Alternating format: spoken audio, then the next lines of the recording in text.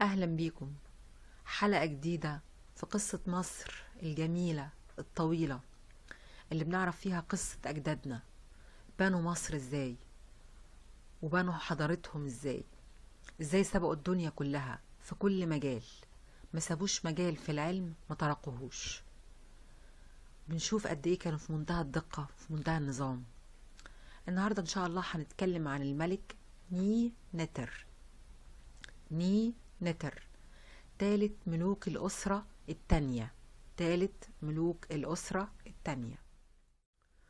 بعض الباحثين قروا اسم ني نتر نترين ونتريمو، لكن اتفقوا على ان معناها المنتمي الى الاله. معنى اسم ني نتر المنتمي الى الاله او سليل الرب.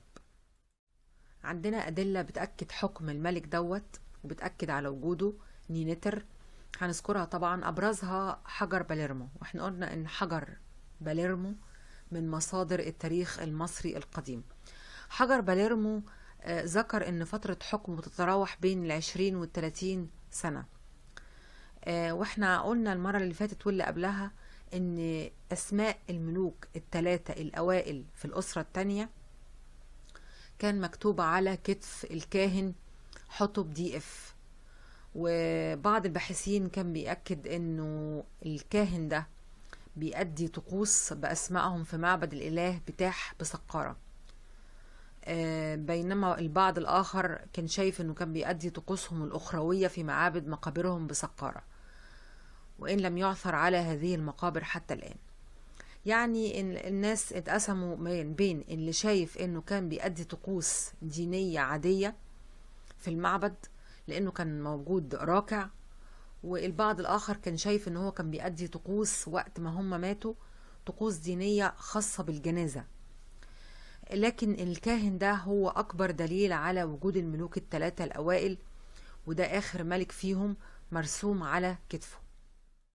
من ضمن الامور اللي اوردها حجر باليرمو عن الملك ني نتر انه اجتاح مدينة شمرع ومدينة بيت الشمال، ورد ذكر للضرائب والحديث عنها والاحتفال بعيدي حور وسوكر.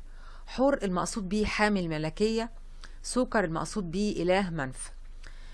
احنا هنتكلم عن الأعياد ديت بشكل تفصيلي بعد ما ننتهي من الحديث عن ملوك الأسرة التانية. هيكون العصر الثاني أو العصر المبكر أو عصر الأسرات المبكر يعني انتهى. احنا اتفقنا ان العصر الأسرات المبكر بيتكون من الأسرة الأولى والأسرة التانية. بعد ما ننتهي منه تماما هنعمل حلقات عن نظام الحياة فيه كان شكله ايه، عن المعتقدات الدينية، العادات، التقاليد، كل حاجة. حجر باليرمو سجل كمان عناية واهتمام الملك بتعداد الماشية بشكل منظم جدا، وعملية حصر الماشية وجمعها مرة كل عامين. ليه؟ علشان يمهد دوت لجمع الضرائب. طبعا احنا شايفين نظام عالي جدا جدا. احنا بنعمل تعداد، والتعداد ده عشان نقدر نجمع الضرائب بشكل منظم وبشكل دقيق جدا. وطبعا زي ما انتم شايفين ده مش جديد على الحاجات اللي احنا عرضناها قبل كده في تاريخ مصر العظيم.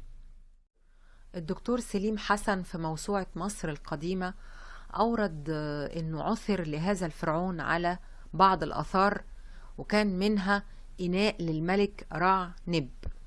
أخذ الملك ني نتر لنفسه لغسيله اليومي. وعثر في منطقة الجيزة على مقبرة كبيرة وجد فيها 5 أنواع مختلفة من الأختام للملك ني نتر. سنة 1938 عثرت مصلحة الآثار على جبانة تحت الأرض في سقارة يرجع تاريخها إلى الأسرة الثانية. عثر فيها على بعض أواني عليها سدادات مختومة باسم هذا الملك. من ضمن الحاجات اللي أوردها الدكتور سليم حسن إن الملك دوت بنى قصر وأحضر عجل أبيس في العام السادس من حكمه، وآخر في العام الرابع عشر. وقال الدكتور سليم حسن إن مانيتون ذكر عن هذا الفرعون إنه أمر بأن الملك يمكن أن تتولاه أنثى. ربما كان ذلك من العادات التي كانت مندثرة ثم أعيدت ثانية. يعني هنلاحظ برضو ان جزئية زي دي بتديك انطباع ان ده كان مجتمع متطور ومتحضر، ما كانش مجتمع مقفول بدوي متخلف من بدري. لو حبينا نقف عند الجزئية دي هنشوف ان الملك ني نتر سمح بان المرأة تتولى المناصب القيادية، وانها تكون مثلا حاكم مقاطعة، حاكم على مديرية. ويبدو ان الموضوع كان موجود من قبل كده لكنه اختفى فترة، والملك ده اعاده للحكم ولنظام الحكم في مصر. وطبعا ده يحتسب للملك ني نتر.